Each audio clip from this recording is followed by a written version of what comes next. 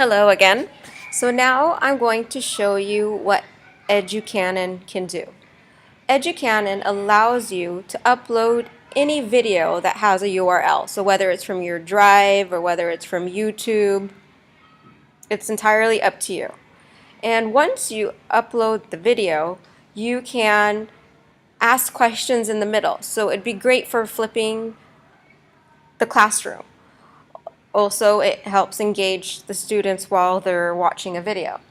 Another way that we can use it is, for instance, if someone created a screencast, either you could have the student or the teacher go in and comment at certain points in the video of maybe of what they could have done better, what did they miss, or what they did great. I mean, I think the possibilities of using this website is great. So right now I went to EduCannon and I'm going to sign in with Google+. And then it's going to ask me, do you allow? Yes, I allow. And now it's opening it up.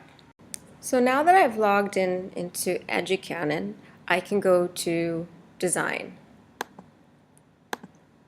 And in Design, I should have the video or the URL of the video that I would like to use. So I got one off YouTube for multiplying fractions. So I'm going to paste it. And as you can see, it says accepts YouTube, Vimeo, TeacherTube, Shmoop, Google Drive, SchoolTube, and others for school licenses. So those are the ones that you can use.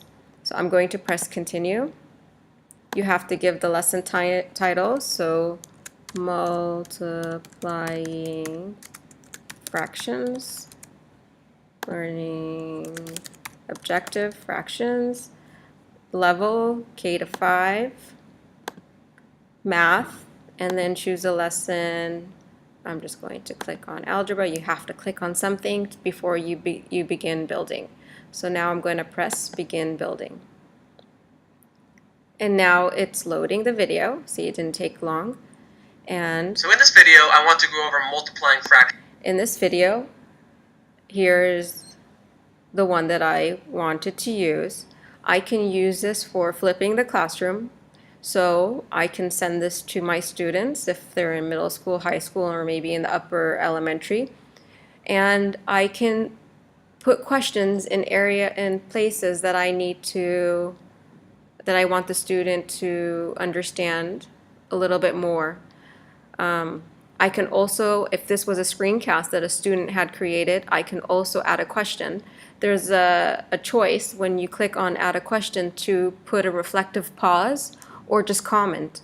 And so like if the student did the screencast and you wanted to comment on certain things or things that they forgot, you can do that, or the student can do it themselves, so it can be a reflective piece. So in the end, you can use it for many different purposes. So right now we're going to watch the video. And multiplying fractions, in my opinion, is easier than adding or subtracting fractions because you don't need a common denominator. Our bottom numbers do not need to be the same. You can always multiply fractions. And the only thing that you need to do... So I'm going to add a question. So again, here are our choices. You can add a multiple choice question, a free response question, or a reflective pause. So I can maybe choose a reflective pause and just say, when multiplying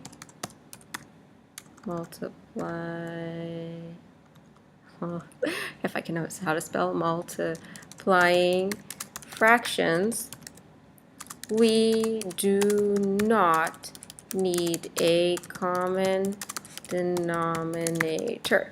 And so that is just a reflective pause. So I will press save. It's just multiply the numerators and multiply the denominators. And I wrote that for you in green in the bottom left part of the screen. So let's just get started right away with this example. Here we have 4/5 multiplied by 2/3. So following our steps, we just need to multiply. So now I'll ask another question. And maybe this time I will have a multiple choice question. So what two numbers must I multiply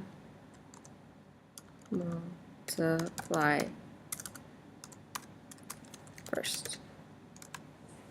So here you have a part where it says enter answer here or enter explanation. You must enter answer.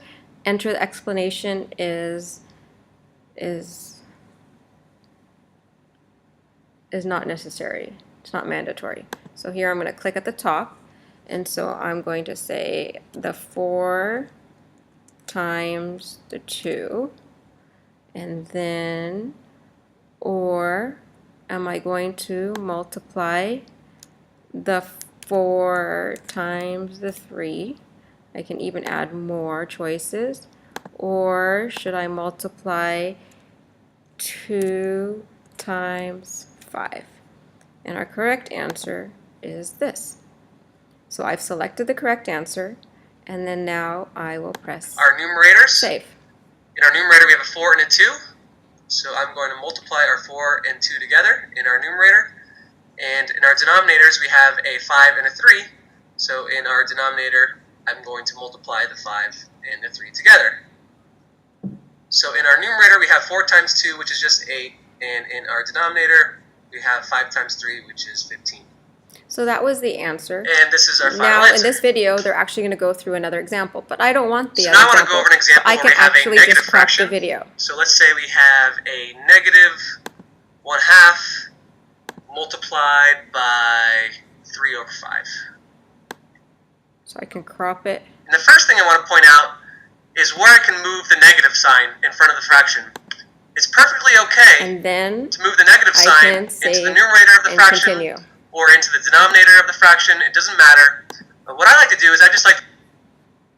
So now I'm going to save and continue. Now you could upload students to your class, or you could just share the link with your students. I did not upload any students, so I'm going to take the link and I could share it with my students, but let's just see how it would look on a different page or tab. So here's a video multiplying fractions. You'll notice that there are the orange bars here. That's where the questions were actually placed. So let's continue and see, but I'm going to actually move it a little bit forward so we don't have to wait for too long. And here it is. When multiplying fractions, we do not need a common denominator. So that was just a reminder. So I'll press the thumbs up and just then multiply arrow. the numerators and multiply. Let's move a little So bit following our forward. steps, we just need to multiply. What two numbers must I multiply first? 4 times 2, 4 times 3, 2 times 5. 4 times 2. And that's correct. And then it moves on. In our numerator, we have a 4 and a 2. So I'm going to multiply our 4 and 2 together in our numerator. So now you kind of see how EduCannon works, and you can use it for many different purposes and reasons, and hope you enjoyed it.